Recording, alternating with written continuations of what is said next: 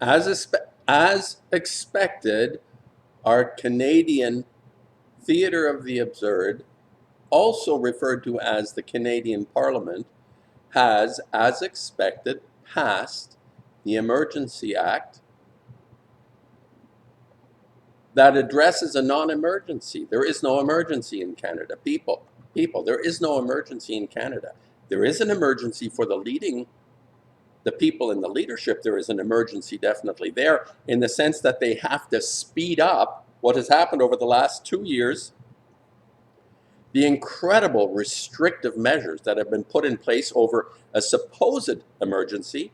There has not been an emergency. It is my position that this shit show over the last 2 years has been manufactured in order to make room for this particular event to occur, an emergency act, which will likely have ramifications not just in terms of the act itself, but what will trickle through this act are new measures that give the leadership, the so-called leadership, the degenerates that are now in charge of everything, the ability to have a lot of teeth on people of conscience. They don't really care about those wearing masks. Everybody that wears a mask is not an issue for these people.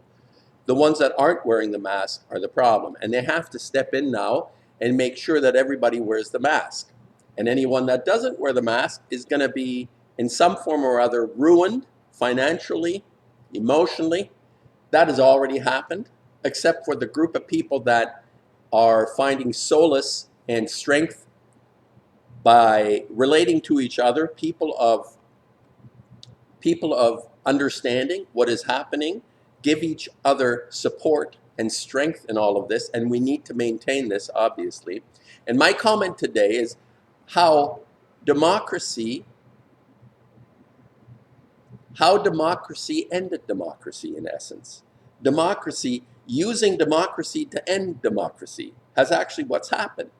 By invoking this ridiculous, overreaching act, democracy, what I call the theater of the absurd, which is not really democracy, but from the perception of a parliament that is supposedly the seat of a democratic government, has used this leadership has used the democracy to end democracy. That has fundamentally happened, and I suppose this is the weakness in democracy, when all those who have no moral compass, their ethics are out the window, as we've seen with Trudeau in his proven unethical, if not illegal, behavior with the situation and the SNC Lavalin and Jody Wilson-Raybould and that entire thing. You need to go into this to see the degeneracy among the leadership, the liberal leadership. So in a sense, democracy was already out the door a long time ago when people kept electing this person. And as Chomsky has said, a country deserves their politicians. Actually, he said, people deserve their intellectuals, referring to Jordan Peterson. And now comes the interesting part for me. There have been a few people stepping forward, including a narcissist called Jordan Peterson, who has captured the imagination of many frightened people, how things are going mucky-muck, and he's going to set it straight by making sure you clean up your room, and everything will be fine after you've done that. This is Jordan Peterson. I know I'm synopsizing him a lot, but I've done some tirades on him, and I think he has an incredibly profound rage that is actually unrecognized. He's hidden behind his addiction, his drug addiction, whatever other addictions and proclivity he has. One of the things he's never faced is this innate rage that I feel coming out of his mouth. His voice is choked up. It has this high voice that is always kind of choked up, and when he speaks and he fiddles with his he fiddles with his ring all the time. Maria thinks he's probably screwing around. I don't know. She says, well, he fiddles with his marriage ring because he's probably guilty of, anyway, I don't know if that's true or not. But so my thought is there are a few people that have emerged over the last couple of months, and especially during the trucker protests and demonstration in Ottawa, especially Peckford, coming out and strongly defending the Charter of Rights, which he was a part of writing. So here's my challenge. This group of people who have become very vocal and apparent in the media, in the alternative media, not the mainstream, but the alternative media, like Bernier and Randy Hillier in Canada, obviously now Brian Peckford, even the previous Conservative leader Scheer has come out and condemned all the activities going on within the non-democratic democracy. Democracy was ended by democracy last night. A vote of 180, I think it was 181 to 150 something, 7, 8, something like that. Vote to bring in these extraordinary measures to curtail the rights of citizens of this country. We will not be able to, we will not be allowed to leave the country unless they're going to impose the mandates, even though provinces have stepped away. Lots of countries have stepped away from this draconian measure because people have figured it out. People have figured it out. A friend of mine who is totally on board with the whole COVID thing for the last 2 years is finally saying, yeah, I think people are fed up 50%. And I said, how can they be fed up if there is a flesh-eating disease? And he said to me, well, they're not being stacked like cordwood.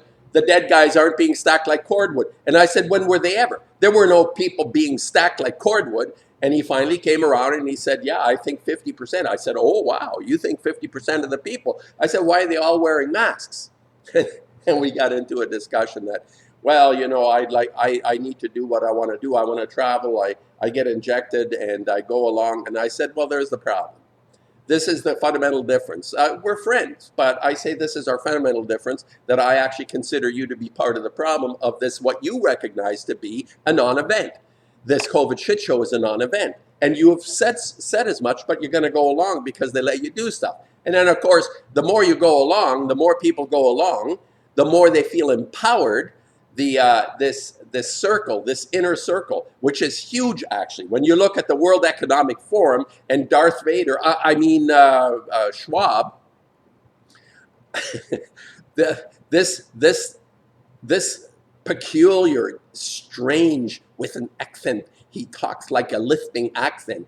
I don't know what all his proclivities are, but you know, Epstein on steroids in some form or other. Anyway, that is the umbrella that has been thrown over Trudeau and many other leaders. As he said, you can find this out yourself, this World Economic Forum garbage, how they're trying to redirect society in a global sense, on a ball that spins at 1,000 miles an hour sense. And they're pulling it off in Canada because democracy was ended by democracy last night with a vote to enact this thing. So my thought today was, why not, instead of just spouting off on your videos, Peckford, and Bernier has been in the midst of things. I didn't see him in the last few days in Ottawa. He didn't appear. And I would think that a case could be made, instead of accepting these criminals from making quasi-legal situations that has nothing to do with legality, because democracy is finished. So they've brought in this rule by force.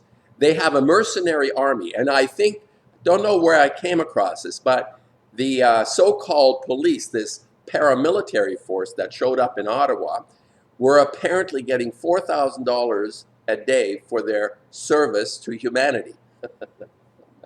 These are, I don't know whether this is a fact. This can be researched, what they were paid. The people that were asked to step and kick the shit out of people with their truncheons if they had the opportunity, that they were willing to do that. We're going to pay you extra if you're willing to clobber someone over the head, or to run over some old lady with a walker with your horse.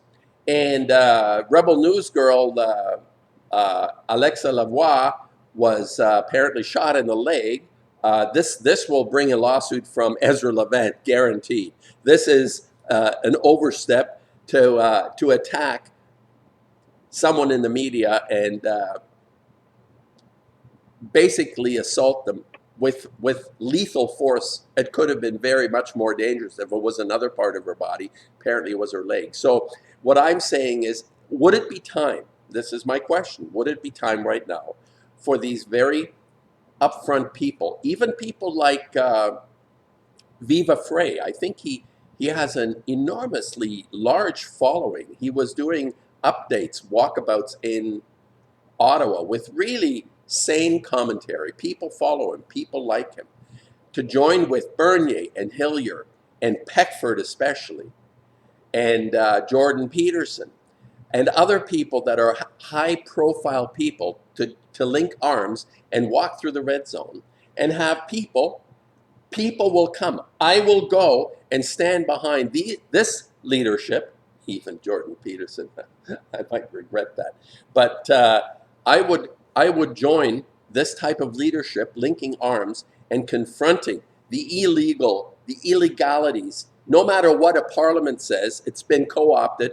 Klaus Schwab has said that the cabinet has been infiltrated. Trudeau's cabinet, including Trudeau, have been infiltrated with more than half of the people on the World Economic Forum payroll in some way, whatever their payroll is, whether it's future promises or actually shekels that they get, I don't know. But they have been co-opted to accept their role in this, what they like to call the Great Reset, which I call the Great Unraveling, my last videos.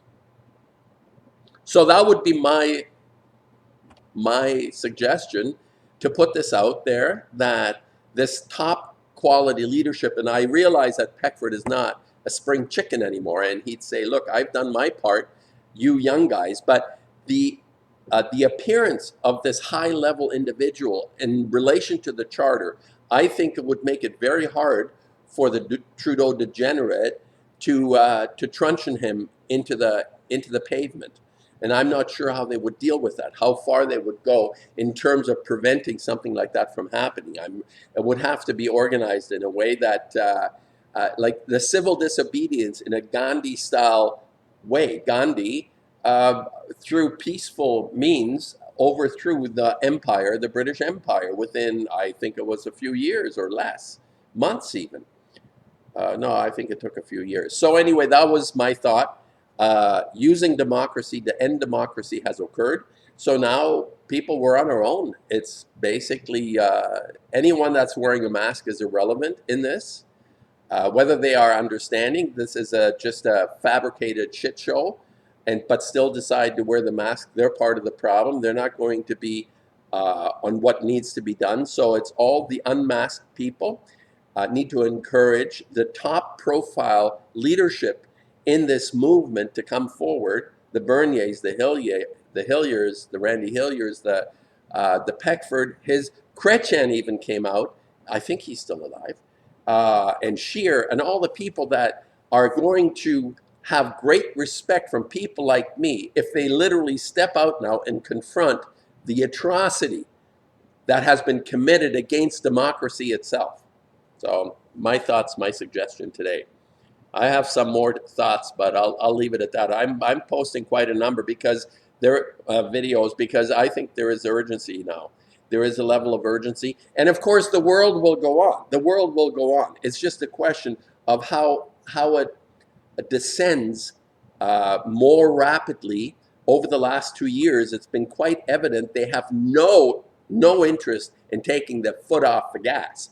They're going to keep on going the more they can. This is an escalation, the passing of this act. And supposedly it's going to disappear in 30 days.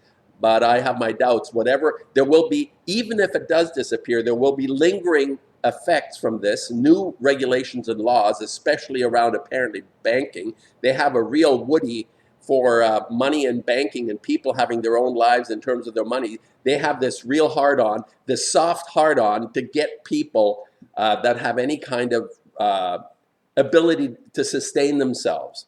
Even though having money doesn't sustain you, you're still having to rely on other people, which is fine. It's good. Relying on each other is good. Complying is something else. Now, this is the hack Owen Benjamin. You know how a clock is right twice a day. He was right. He says, yeah, don't, yeah, you can't comply and you can't rely. Well, no, yeah, he wasn't even right on that. The rely thing. I said it's important to rely on other people. Actually, that gives us strength, relying on others.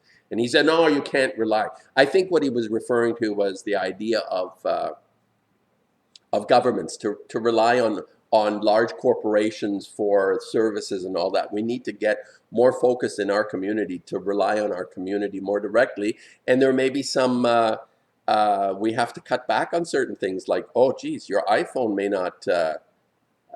not be relevant in a short while if we stop relying on the Apples and the big megalithic corporations, which are presented to us like this panacea of well-being and progress. It's like technology is the symbol of progress. Well, I would say that the courage, that the caring in people is the evidence of progress in society. It's not how clever you are in creating big TV screens and having communication on little devices and big devices and like mag wheels with shiny chrome on them and the inside with leather. That's not progress. The progress is the degree to which people care for each other in a society.